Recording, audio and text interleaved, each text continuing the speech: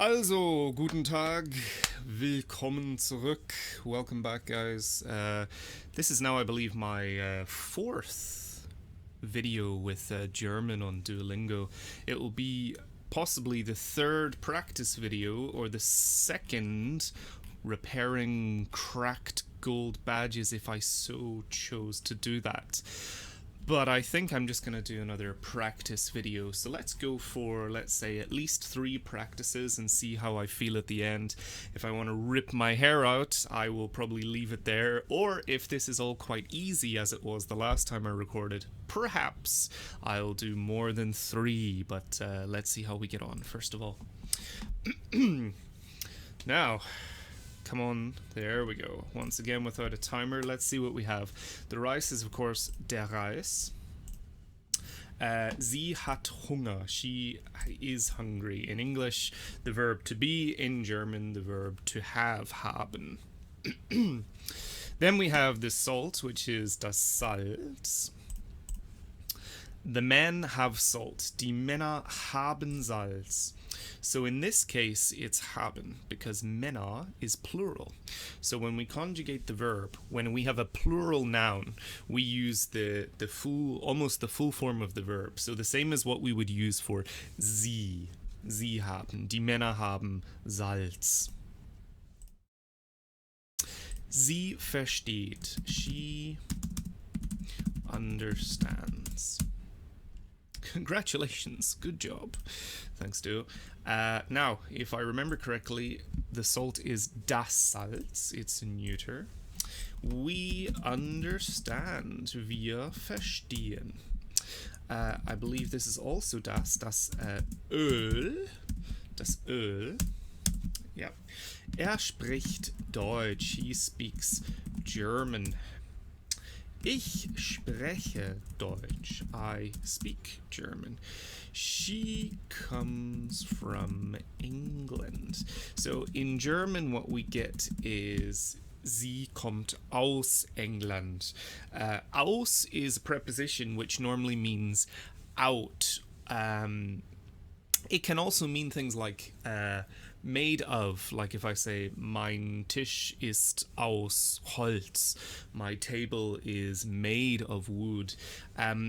Aus in this sense kind of means originates from. So where something originates from, where it originally came from. This is aus. There is another preposition in German, von, which means from in English. But that's from in much more of directional thing, like where something is sent from. Whereas if we were talking about where something originates from, we would use aus. And that's why we use that for our home countries. Sie kommt aus England, ich komme aus Nordirland oder Irland oder aus dem Vereinigten Königreich.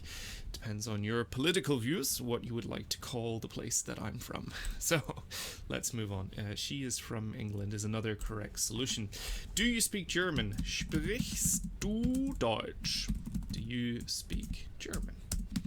The man has oil. Der Mann hat Öl. The man has oil. You understand German. Du verstehst Deutsch. I am called Carl. Ich heiße Carl. Ich heiße Carl. If any of you are wondering how I type the SZ, I am using a German keyboard. I changed my Windows 10 settings so that I have both an English keyboard and a German keyboard, because that allows me to easily type the umlauts and also the SZs. Not only that, it very nicely helps me do other accents whenever I need to, which is also quite useful because if you've watched any of my other videos, I also do Irish Duolingo videos, and for Irish we need these accents called foddas in Irish. Wir sprechen Deutsch. We speak German. Sie verstehen. They understand. Sie heißt Julia. Ja, ich verstehe. Danke. Sweet. That was extremely easy. Very much like the last video I did. Come on, Duolingo, don't keep me waiting. Give me them sweet experience points and bring my streak up to... Can't remember what my streak is now. 551? I really don't remember. Oh man, the internet is unbelievably slow and upsetting me greatly. Come on, don't have all day. Okay, yes, 551. Lovely stuff. Right, let's do another one. I earned 1 lingot. Isn't that beautiful? Okay, let's go again. For this, my own sadistic purposes of torturing myself by Duolingo. Death by Duolingo.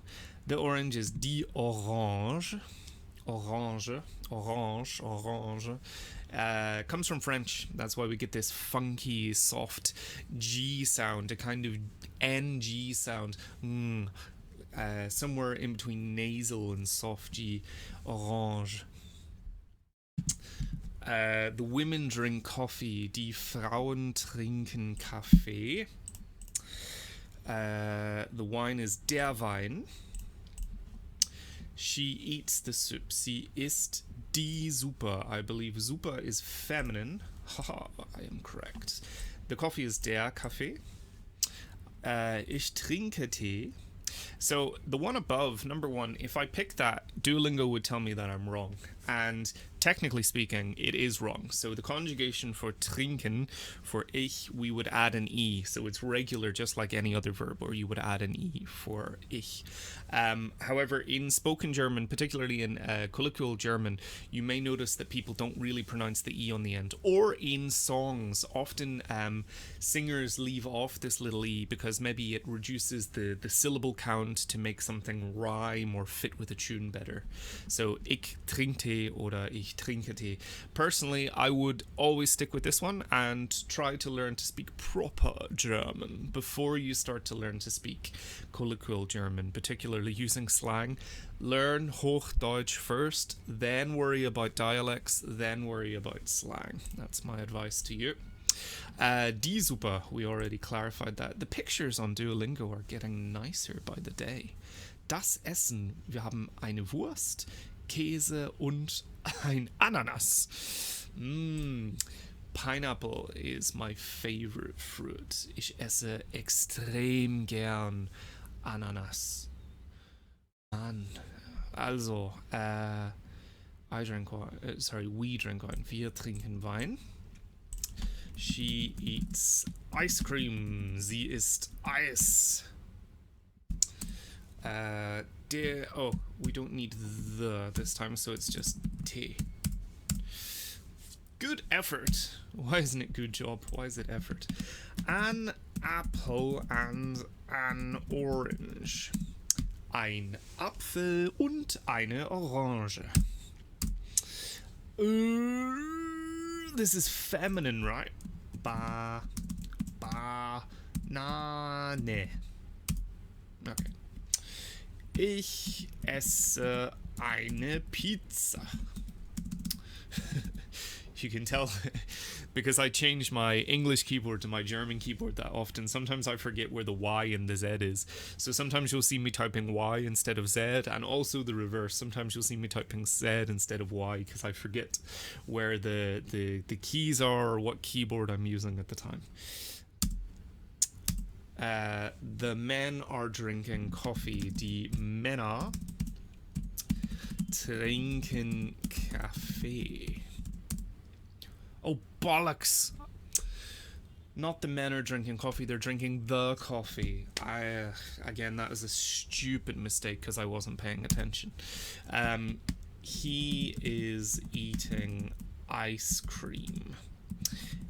Isst Eis. Sie isst die Suppe. Oh, I accidentally typed an R when I pressed E. Ich trinke Tee und ich esse Brot. I drink tea and I eat bread. Die Suppe? Why am I typing R? Die Suppe. Hast du Durst? Are you thirsty? Have you thirst in German? Hast du Durst? Kaffee und Tee. Die Männer trinken den Kaffee. Yeah. So at least one more of these, although these are relatively easy, so we're flying through these faster than I had expected. Get a weekend amulet. Protect your streak in case you forget to use Duolingo this weekend. Okay. Is that it? Since when do we have weekend amulets? So I have a weekend amulet and a streak freeze. Not an amulet, but a lump of ice. So then if I forget to do Duolingo on one day over the weekend, it will use up my weekend amulet, which costs a lot more than my streak freeze amulet. Ah, but I suppose the weekend amulet will cover me across the whole weekend, whereas the streak freeze amulet only covers you for one full day of inactivity. Right, that makes sense why it's more expensive.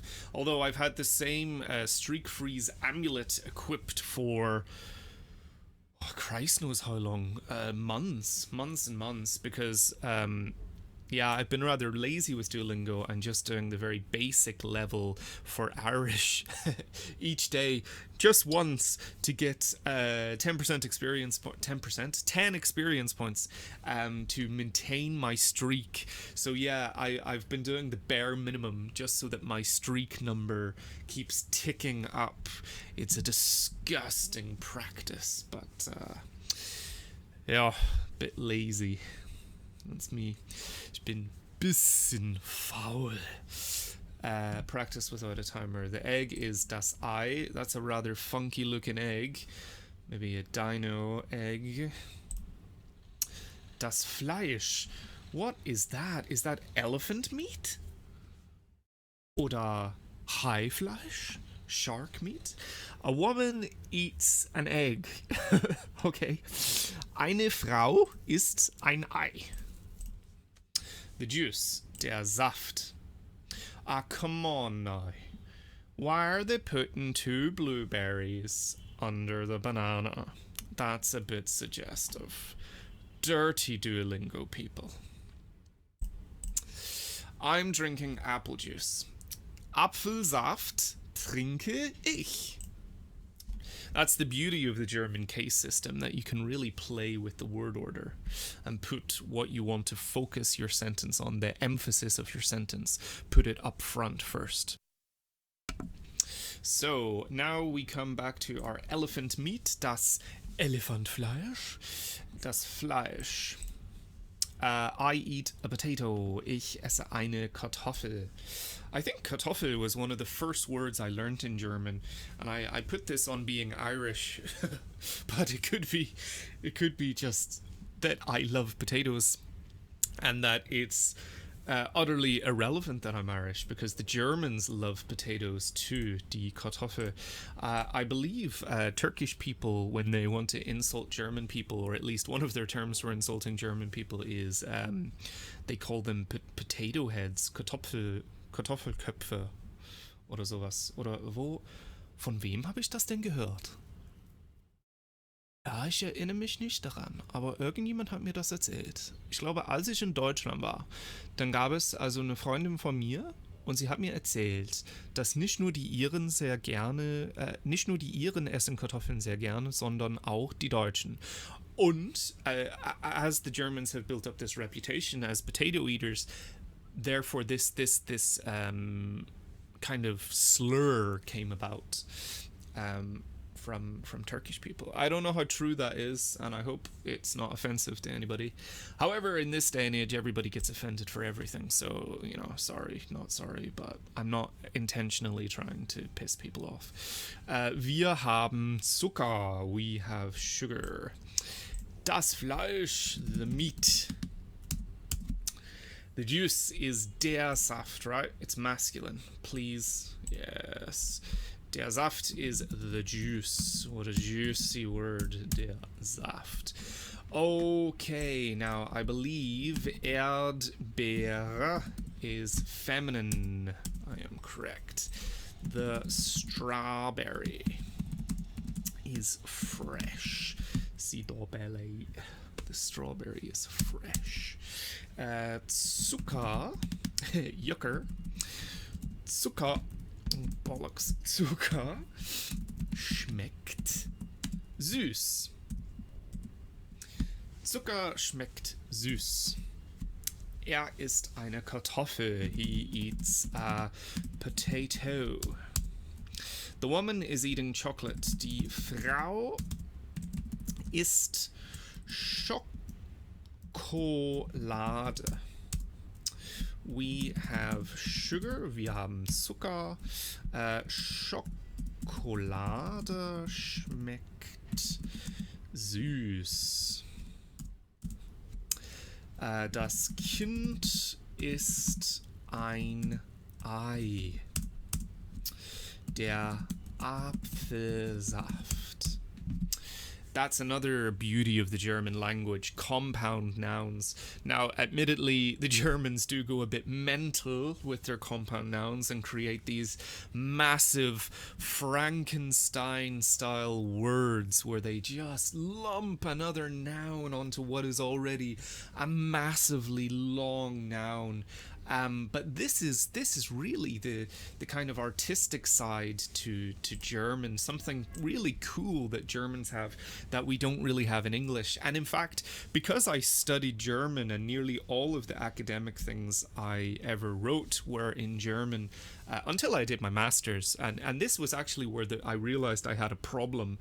I had a German illness that was infecting my English. So, you know, I'd spent 4 years writing academic papers, essays in German, and then I came to do my master's, which was in TESOL, teaching English to speakers of other languages. Actually, I'm going to do another practice while I'm rabbiting on about other stuff. So I did my master's in TESOL, teaching English to speakers of other languages, and that meant that I had to suddenly start writing essays in English, and believe it or not, having 4 years of being constantly told how to write an essay based on German academic style really screwed me up, because I had never had any official training in how to write a properly academic piece of English work. In fact, I had to go back and learn how to write academic English before I was even able to teach my own students about academic English.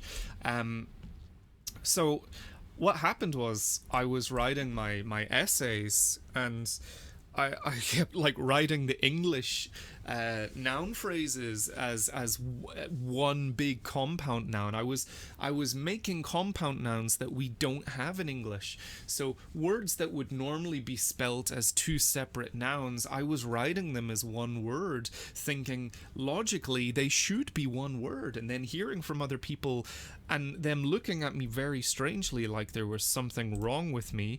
Why would you write that as one word? They're clearly two words. And I'm thinking, no, but we say them together like they're a compound noun. And I realized this was because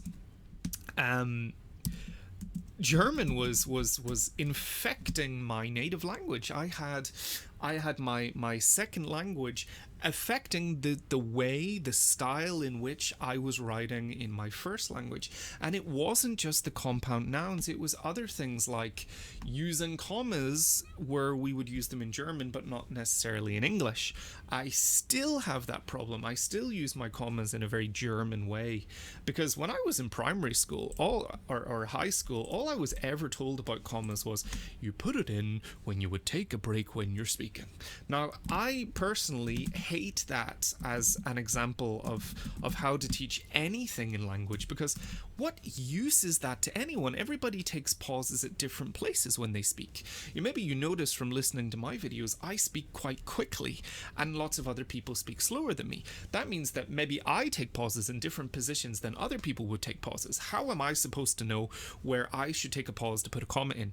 I need more strict rules that tell me exactly you do this at this time because. Maybe this is why I like German so much. Follow the rules and everything works.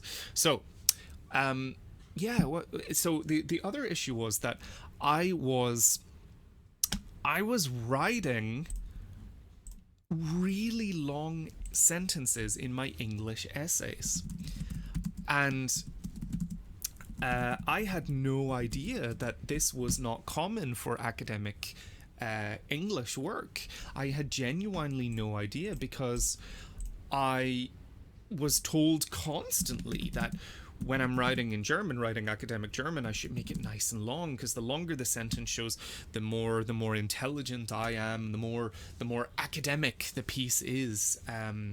So aim for long sentences. And then when I did that in English, my lecturers would say, Ruben, this sentence is so long, I can't understand exactly what you mean. And then I realized that in order to write better in English, I was going to have to relearn or restructure my thoughts. So now what I should say, for then what I did, because I don't really write any essays anymore, I finished studying for the time being, was I would write my thoughts down as they came up, just write and write and write, and then go back and edit and edit and edit, and take my sentences apart and make them shorter, because this was the only way that I could make them and adapt them so that they were more academic in English. And this is all because I studied German. Now, I studied German and French, but to be quite honest with you, I put very little effort into learning French when I was at university, and that is completely my own fault. So I got quite low scores in French. I passed French, but I got low scores, and it genuinely rests on me. The teaching at my university was excellent, but I was very lazy, and for some reason had a really negative view of French. I loved German because German was something that I discovered for myself when I was a kid. I was like 15, 16, and I discovered this language, and I was utterly in love with the German language. I'm going to do another one because I'm enjoying this rambling chat. I just utterly fell in love with the language because I came across Rammstein, and oh my god, Rammstein just opened up new areas of what I thought music had to be, or what music had to sound like, and I found something that suited me so well. I was a little emo kid who just discovered Rammstein, and also, somewhat more embarrassingly, also discovered Tokyo Hotel, and I was a big fan when I was a kid. Don't listen to them anymore, but that was a part of it's embarrassing now, but I was big into them when I was a teenager. And the thing was that German was my choice. I discovered it, and I wanted to learn it. I taught myself. I just wanted to do it. There was no one forcing me to do it. It wasn't, here comes the C word of language learning, compulsory. I didn't have to do it. Whereas, in the UK, so I'm from Northern Ireland, in the UK, we are obliged, we must study a foreign language during our first 5 compulsory years of school. So from first form to fifth form, we must, or is it first form to fourth form? I don't think. Oh no, I'm thinking about the GCSE. Yes, a foreign language is compulsory from first form to fifth form. But when I was studying, it wasn't compulsory to do the language as a GCSE. You just had to continue with other language classes in fifth year. So I was always forced to do French, and while I enjoyed French at school, and it was one of the classes that I actually got pretty decent marks in because it was just, fun, and I guess I enjoyed language learning even from that stage. I just got on with it and enjoyed it and got decent marks. But it was always compulsory. It was always something I had to do. It was not like my choice, like, oh, I would love to learn to speak French. It just was there as a part of my growing up. So yeah, discovering a language for myself and then teaching myself until the point where I went to what in the UK we call college, which is a kind of vocational educational facility and institution where you can study subjects at night time and during the day, so people who work can also continue to study. That's what we call college. So I taught myself for 2 years and I just loved every minute of it, and it never felt like I was studying.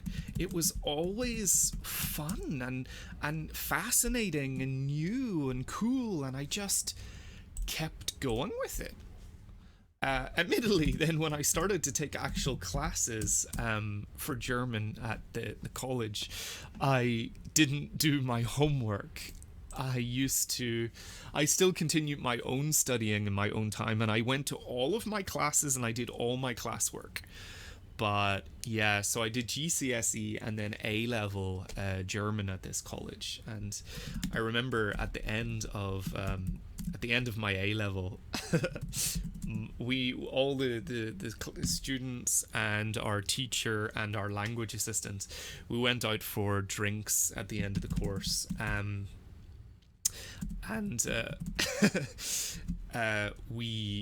My teacher, she said to me, Ruben, I'm surprised you got the mark that you did. And not what she was saying was not that my German was terrible in class, but she continued on. So I was really surprised you got the mark that you did, seeing as you handed in not one piece of homework. Not once did I do a piece of homework during my A-level German. I passed because I was supplementing everything I was doing in class myself. I was more or less setting myself homework.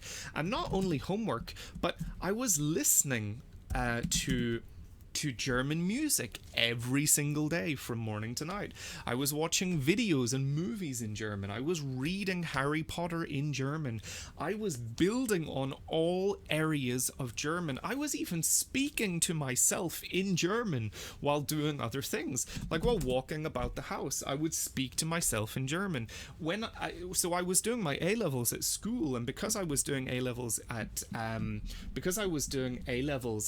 university, or at high school, my high school let me basically go home early on Mondays and Fridays. So I used to only go to school for like 1 or 2 hours on Mondays and Fridays in the morning, because I was able to study for German during that time. So I just used to constantly speak to myself in German, to the point where my poor mother, when she would come home from work, she would just say, are you speaking in German again? are you talking to yourself again? I would say yes. Lesen ein Buch. Yeah, so I think we're at the end of this wee video for today. Kind of got distracted and stopped reading what I was typing for all of you, because I don't know, talking about how I started learning German might be more interesting for you. Die Katze, why did I type that as a plural verb? Die Katze frisst die Käfer. So yeah, let's leave the German video here for today. Thanks very much for watching. I hope my ramblings were at least semi-interesting to you. If you would like to share what your German learning experience has been like, feel free to drop a little comment down below. Also, feel free to like the video and subscribe to keep up with any other videos that I make in the future. So, as I say at the end of my German videos, for some bizarre reason, I've said it now 4 times, maybe 5 times or 6 times, so now I have to keep it going because it's become a tradition. Tschüss, ciao und bis zum nächsten Mal. See you then. Bye bye.